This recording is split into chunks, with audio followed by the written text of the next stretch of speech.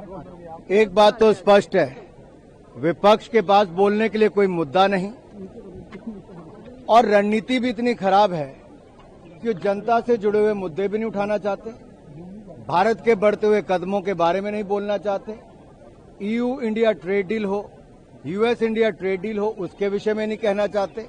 ऐसा लगता है मानो विपक्ष के पास कोई मुद्दा ही नहीं बचा और आने वाले चुनावों से पहले वो पहले हथियार डाल चुके हैं और संसद में केवल हंगामा करना, वॉकआउट करवा देना, इस तरह से कि अवरोध पैदा करना, टेबल पे चढ़ना, कागज फाड़ना, स्पीकर पर फेंकना, सारे नियमों की धज्जियां उड़ाना, लोकतंत्र को शर्मसार करना, सदन की कार्रवाई को रोकना। राहुल जी का और विपक्ष का केवल एक ही एजेंडा है, भारतीय लोकतंत्र को शर्मसार करो, सदन में कागज फाड़ो, स्पीकर पर फेंको और जो बाकी सांसद चुन के आए उनको जो बोलने का मौका है उसको छीन लो। क्या कांग्रेस पार्टी यही चाहती है कि सदन ना चले? क्या कांग्रेस यही चाहती है कि जनता के जुड़े हुए मुद्दे हम ना उठा सकें? क्या कांग्रेस यही चाहती है कि प्रधानमंत्री जी अपनी बात ना रख पाए? और अगर स्पीकर नियम अनुसार रूलिंग देते हैं, नियम भी बताते हैं, उसके बावजूद नेता प्रतिपक्ष नियमों को ही नहीं मानते, स्पीकर की रूलिंग को नहीं मानते, तो इससे पता चलता है एक परिवार और एक पार्टी का अहंकार सिर चढ़ के बोल रहा है।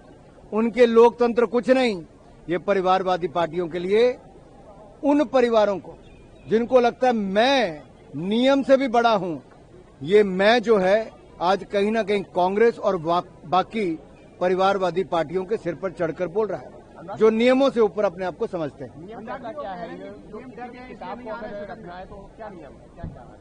जब स्पीकर ने हाउस में कोई रूलिंग दे दी तो सबसे सुप्रीम वही है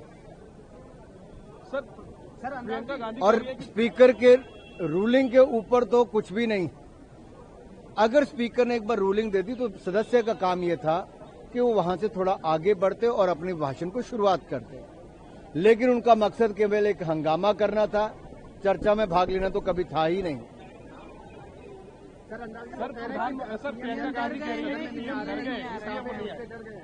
देखिए, कुछ लोग ऐसे हैं, विशेष तौर पे कांग्रेस पार्टी, जब डोकलाम की घटना थी तब राहुल गांधी जी चीनी डिप्लोमेट के साथ बंद कमरे में क्या कर रहे थे देश को बताना चाहिए।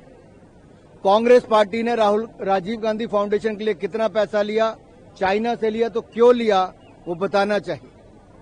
जब डोकलाम की घटना अतिक्रमण करने का प्रयास चीन कर रहा था, चीन के सैनिक, तब भारत के सैनिकों ने मुंह तोड़ जवाब दिया और उस समय बॉर्डर पर देश के रक्षा मंत्री, प्रधानमंत्री स्वयं सैनिकों का मनोबल बढ़ाने गए।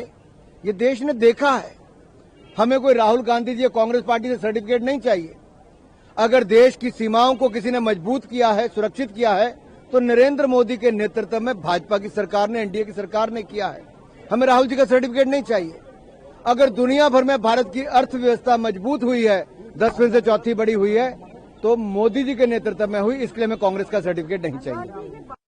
उनकी आदत बन गई है एक बार बार सेना का अपमान करना, सेना को कटघरे में खड़ा करना, और ये दुर्भाग्य है कि कांग्रेस की ये सोच बार बार सेना को नीचा दिखाने का काम करती है।